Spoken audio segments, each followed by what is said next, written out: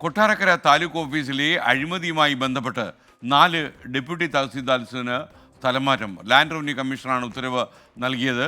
ഫയലുകൾ കൈകാര്യം ചെയ്യുന്നതിലുൾപ്പെടെ ഉദ്യോഗസ്ഥർക്ക് സംഭവിച്ചത് ഗുരുതര വീഴ്ചയെന്നാണ് ഇപ്പോൾ കണ്ടെത്തിയിരിക്കുന്നത്. ഉത്തരവിൻ്റെ പകർപ്പ് 24 കിട്ടി. AV ജയശങ്കർ നമുക്കൊപ്പം ചേരുന്നു. Jaishankar, good morning. വിവരങ്ങൾ. അഴിമതികളുമായി ബന്ധപ്പെട്ട് കഴിഞ്ഞ കുറെ നാളായി റവന്യൂ വകുപ്പ് വിശദമായ അന്വേഷണങ്ങൾ നടത്തുന്നുണ്ട്.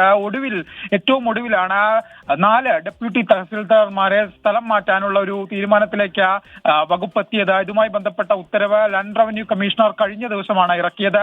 ഉദ്യോഗസ്ഥർ ഇന്ന് തന്നെ ബന്ധപ്പെട്ട പുതിയ നിയമനം ലഭിച്ച താലൂക്കുകളിൽ ജോയിൻ ചെയ്യണമെന്നാണ് നിർദ്ദേശം. ഒപ്പം തന്നെ ഈ ഉദ്യോഗസ്ഥരെ ജനസമ്പർക്കം കുറഞ്ഞ താലൂക്കുകളിലേക്കാണ് മാറ്റി നിയമിച്ചിരിക്കുന്നത്. ഉത്തരവിലും ഇത്തരത്തിൽ നിയമനം നൽകണമെന്ന കൃത്യമായ നിർദ്ദേശമുണ്ടായിരുന്നു. ഒപ്പം തന്നെ ഈ ഓഫീസുകളിലെ ഫയലുകളും മറ്റും കൈകാര്യം ചെയ്യുന്നതിൽ ഉദ്യോഗസ്ഥർക്ക് ഗുരുതര വീഴ്ച പറ്റിയെന്നാണ് ഈ അന്വേഷണത്തിലെ കണ്ടെത്തൽ. ഒപ്പം തന്നെ ഈ ഓഫീസിനെ കുറിച്ച് കഴിഞ്ഞ കുറെ നാളുകളായി വ്യാപകമായ പരാതികൾ ഉണ്ടായിരുന്നു.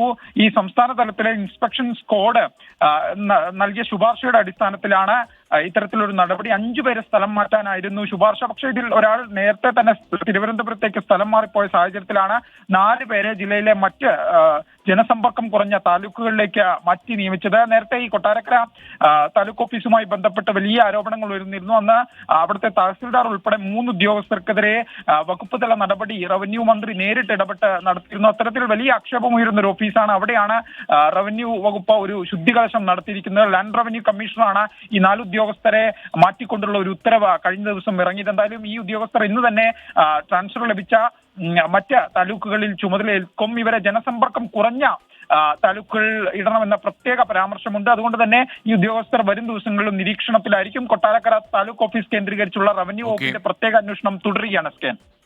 AV ജയശങ്കറാണ് വിവരങ്ങൾ നൽകിയത്.